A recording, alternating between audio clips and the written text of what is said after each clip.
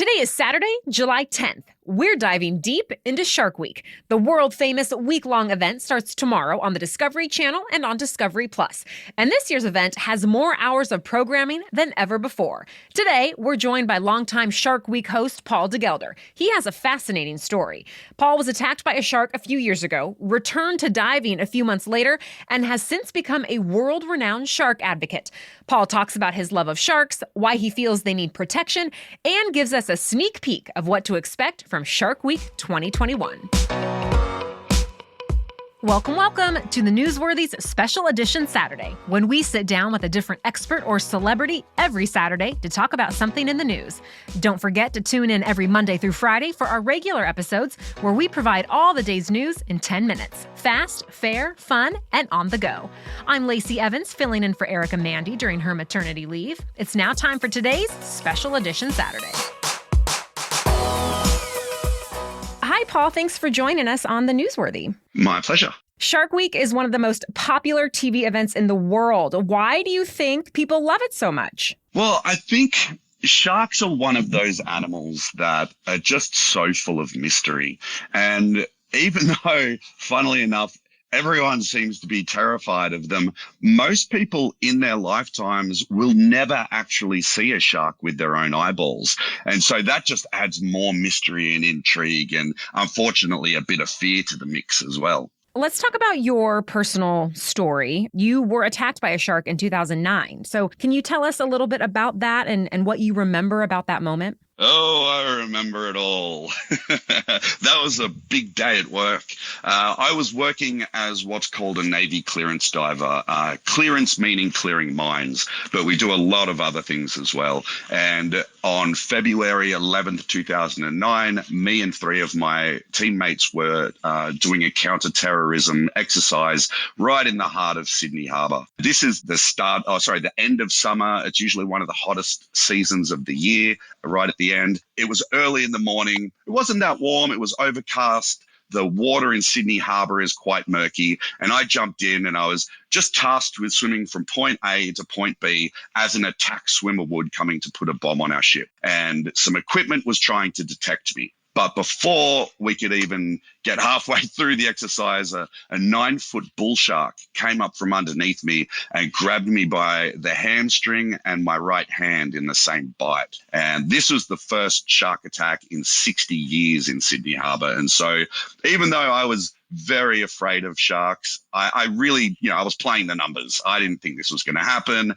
Boom, all of a sudden, giant shark is attached to me and decided it wanted my limbs more than I did. And so I began a fight for my life and I almost died. If it wasn't for my teammates keeping me alive and their amazing first aid training, I definitely would have died. The boat was an inch deep in my blood, and thankfully, so many factors came into play that day. My mates, the paramedics, people that donate blood. Thank you, everyone out there. Everyone donate blood. I went through 300 donations of blood just to keep me alive. And so I'm very grateful to everyone that chipped in that day. But, it was very, very hard as well. And I went through intense recovery. I conducted all of my own rehab, all of my own therapy, and ended up going back to work with the Navy as a clearance diving instructor after 6 months. What drove you to get back in the water? A couple of things, I guess. One is I don't think you should ever let the things that you're afraid of stop you from doing the things that you love. And two, really, there was nothing left to be afraid of. My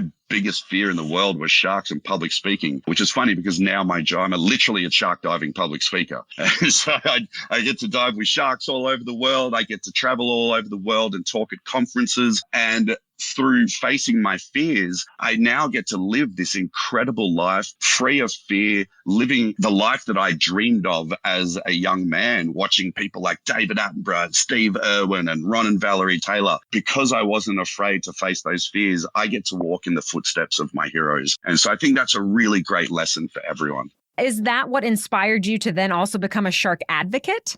Well, I think that happened because I realized that it wasn't the shark's fault. I chose an inherently dangerous life. I was jumping out of aircraft. I was playing with bombs underwater. I was riding a big black Italian sports bike, shooting machine guns. And so you can't choose a dangerous life like that and then get upset when something goes wrong. I think the media saw that I was understanding of sharks. And because my shark attack was so hugely publicized in the media, every time there was another shark interaction in Australia, the media would come to me for a comment as to, why this happened, how we can stay safe. And so I really didn't want to look like a dummy on television, just giving an opinion. I wanted to give an educated opinion. And so because of that, I started to learn about sharks, and, knowledge dispels fear. I realized that the sharks actually had more to fear from us than we do of them. When you compare 7 to 10 people dying around the whole world from shark attacks to 100 million sharks killed every year,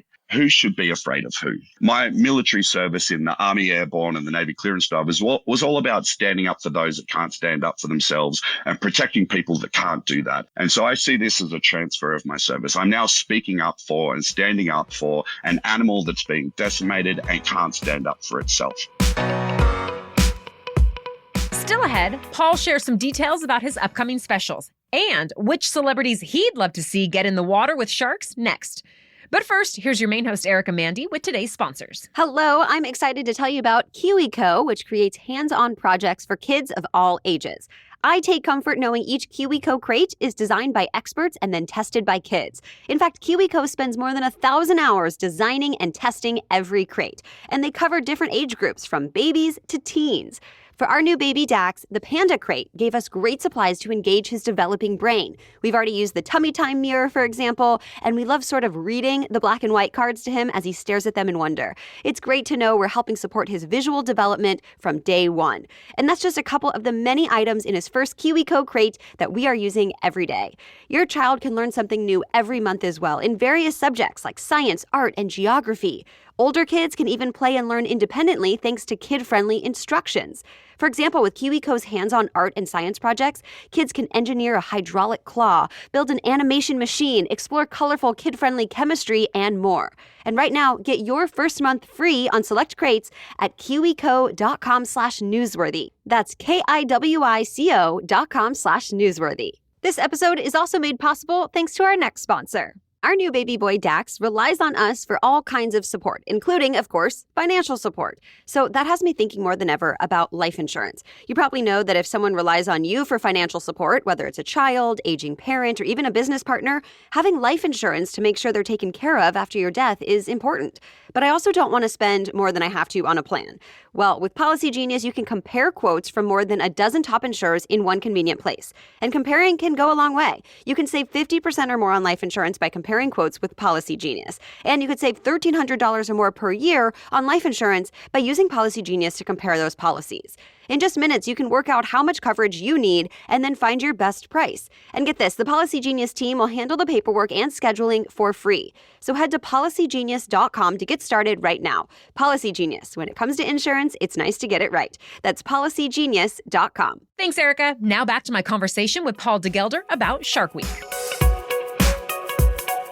What are you most excited for fans to see this year? Oh, my goodness. So many things. I guess I should start with one of my shows, working with legendary crocodile hunter Steve Irwin's son, Robert Irwin. That's amazing. He has this strange misconception that crocs rule, when actual fact we all know that sharks rule. So getting to expose him and join him on a journey of exploration, learning about sharks, introducing him to a wide variety of sharks in one of the most beautiful places in the world, and then upgrading that to cage diving with the biggest, baddest of them all, the great white shark. Debating whether sharks or crocodiles are more dangerous is something that never occurred to me. So I'm glad that you guys are doing the dangerous stuff for us. Oh, yeah. I've worked with crocs in the past, and I've been friends with the Irwins for quite some time. And I can honestly tell you that I am far more terrified of working with crocodiles than I am with sharks. You have another special during Shark Week, which is focused on bull sharks. So can you give us a little sneak peek into that one?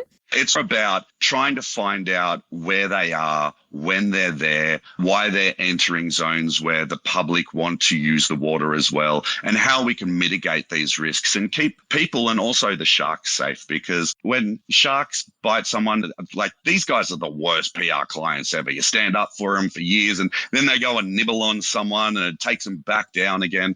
So I'm trying to keep everyone safe and provide the information that I'm given through the scientists that I work with to keep everyone safe. Is there a special from anyone else that you're really looking forward to seeing?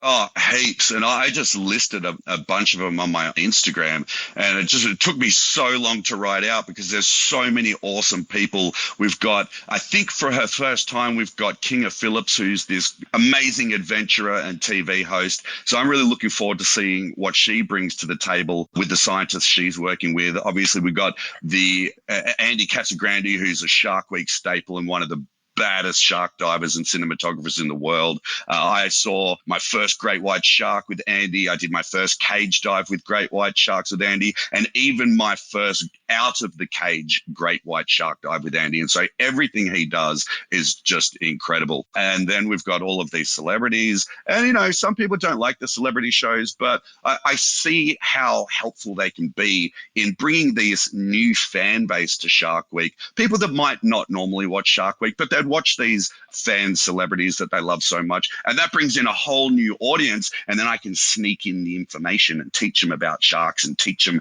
that they shouldn't be feared and they should be respected. So they're kind of like my Trojan horse. Like Tiffany Haddish is one of the celebrities appearing this week. Yeah, I was in Australia shooting a Shark Week special, and the production company called me and said, hey, we want you to come out to the Bahamas and be on this Tiffany Haddish special. We've got this really awesome scene where we're going to have you walk out of the water like a robot James Bond. I was like, that sounds awesome, but I'm in Australia, so I couldn't make that one. But yeah, she's a character. I've had dinner with her in the past, and she's really quite interesting and funny and exciting. So I'm looking forward to seeing how she reacts to the sharks too.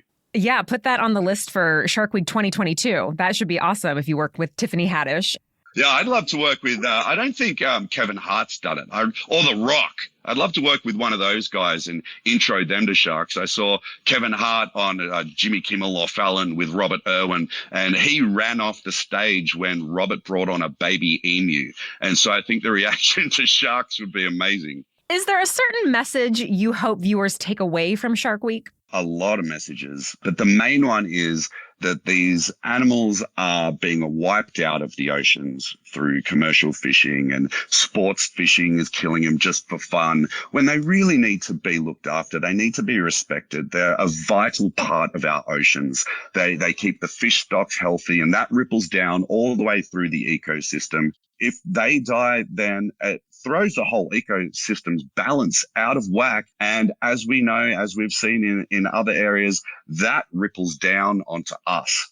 And so by hurting sharks, by wiping them out, we're actually affecting our own human lives. Sharks are what's known as an apex predator, a keystone species. When you remove them, it's kind of like a game of Jenga. You take out too many at the bottom and it all collapses. And so what the sharks do is they prevent the population explosion of other predatory fish that will wipe out the food chain below them. And so if sharks are gone, there's going to be an explosion of predatory fish that eat the herbivorous fish, the fish that eat the algae and the seagrass and the stuff off the coral. That keeps the coral healthy. If those herbivorous fish aren't there, then algae will encapsulate all of the coral, choking it to death. And then that home is gone and all of those fish are gone. Then once the coral's gone, the places that these fish live die. And then we don't have any of those fish, and so everything dies. And so that's the main connection. But there's examples whereby the sharks being killed have affected human industries. For example, fishermen weren't getting as many fish they thought because of the sharks, so they started killing all of the sharks.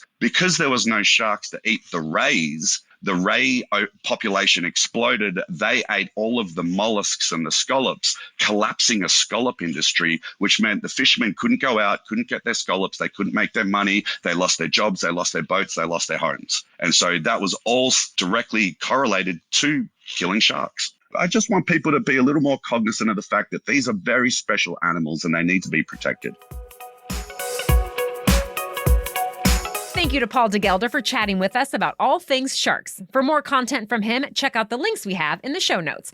Shark Week starts tomorrow and runs through July 18th. And be sure to tune in Monday through Friday for our news roundups. We'll tell you all the news you need to know in about 10 minutes. Until then, have a great weekend.